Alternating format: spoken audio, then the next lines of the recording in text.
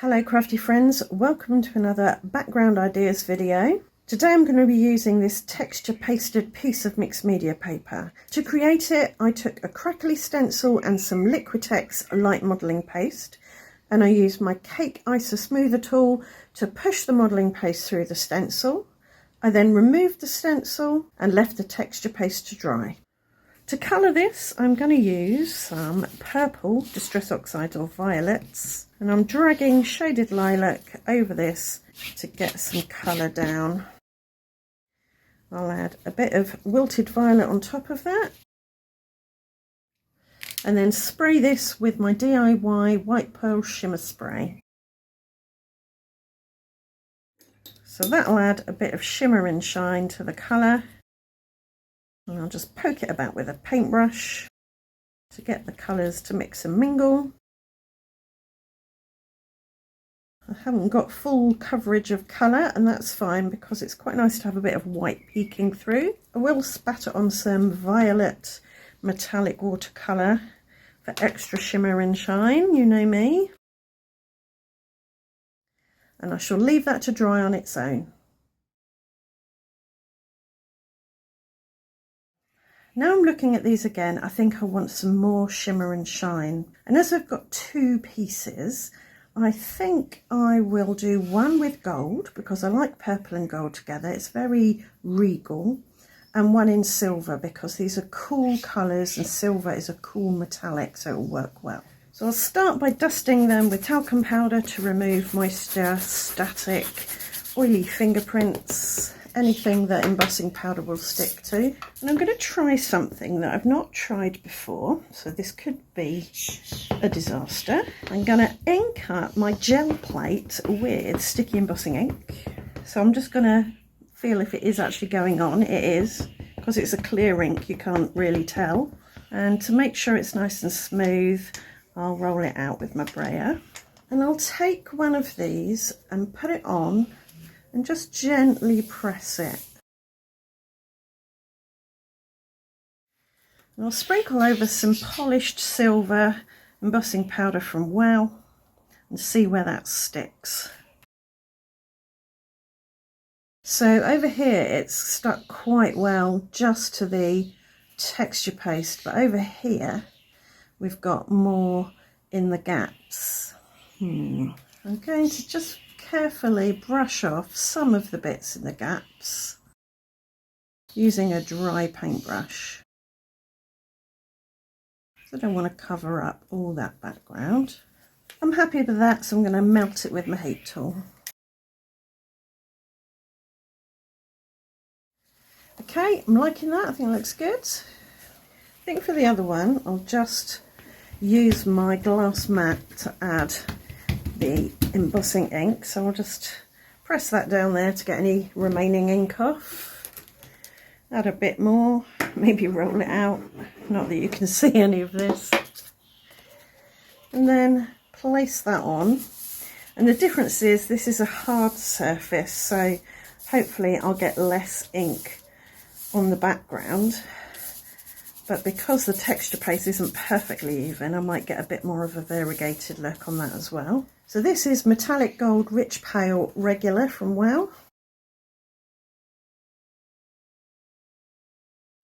So a lot less has stuck to it. It's really just gone around the edges of the texture paste. That's very subtle. I would like a little bit more. I'm going to roll that over this with my brayer, and I've inked it up with the sticky embossing ink. And I think some of it will go on the background. I'll just see how that looks. So we've got much more on the texture paste itself and a little bit on the background. So there you go, one gold, one silver. Depending on the look that you want, just apply your embossing ink in whatever way works for that look. So now I'm going to chop these down just to square up the corners and get rid of any edges of the paper that I don't want. To make these really pop, I'm going to mount them on some black card and give them a border, probably about 1/8 of an inch or maybe a 1/16. I'll see what I want when I get there. So I decided to go 1/16 of an inch, keep it nice and narrow, just a subtle black border. And I'm going to pop these in the middle of the cards. These are 5 by 7 inch card blanks. For my icons, my embellishments, I'm going to use feather die cuts. This one I've cut from matte gold cardstock. It's going to go on there. And these two I've cut from matte silver cardstock. But this large gold one I'm going to back with vellum to give it a little bit more solidity, make it stand out a bit more against that background, but it'll still allow that background to peek through. I'm adding high-tack white glue to the back with my glue dotter. I'll pop that on there. I'll press it down with some non-stick paper. This is just sticker release paper left over from a book of stickers that I used up. There's a little bit of glue on the front from the glue dotting process. I'll just wipe that off with a damp baby wipe. So I'll cut that out right up to the edge of the die cut. Angle my scissors slightly underneath it so none of that vellum sticks out. Please excuse the aeroplane going overhead. So I'm liking that. I think that little bit of translucency really helps. To stick it down, I'm going to add high-tack white glue to the back in areas where it's not going to show through that vellum. So we'll put that over to the left.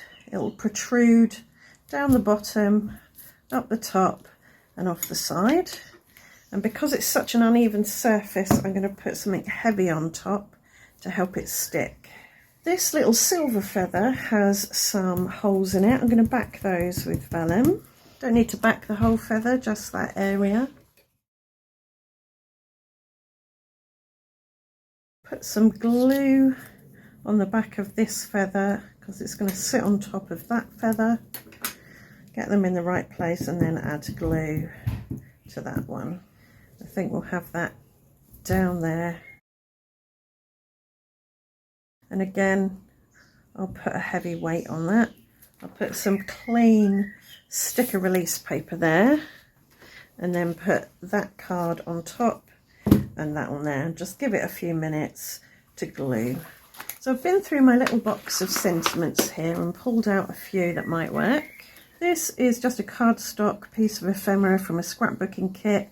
It says thinking of you in gold, but it's got black on it as well, so I think it will tie in nicely. I've added some 1mm deep foam tape to the back just to give it some lift. I've got my rule of thirds acetate grid. If we put it on one of the sweet spots, we could put it there, or up there, or over the top. I think that works nicely. I've got a black on white congratulations, not sure about that. Another black thinking of you, this time with white writing. I quite like that, but I don't need all this extra space. I've stuck that on a bit of sticker release paper and I'm going to line it up and chop off the end. This is a sticker, so it is sticky, but I want to give it some lift. So I'm going to add some double-sided tape, foam tape to the back. And I think I could actually go up a little bit higher just because of the dimensions of everything involved. So I'm happy with that one as is. But this one, I'm thinking, now this is really heavy, draws the eye, and you lose sight of these feathers. So could add a black feather on top or two. But I've got these teeny tiny bird dies. Just cut out bird silhouettes. So I'm wondering about just adding them flying from here up the card towards the sentiment, and then the silvery feathers are taken in by the eye as you follow the birds, but they're kind of part of the silvery background. I like that. I think I'm going to do that. All I'll do is dip these in some of the glue that's on my silicone mat there and then place them on like that. So I've gone from a small bird up to the larger birds and then a small bird again. Again, that kind of leads the eye. And I think that'll do. I'm happy with both of those cards. Could add some Nouveau drops to this one, but I'm going to leave it for now. I hope you've enjoyed the video. I hope it's given you an idea or two. If it has, do let me know in the comments. If you'd like to see more from me, subscribe and ring the notification bell. And I'll see you back here very soon for another video. Thanks for watching. Bye for now.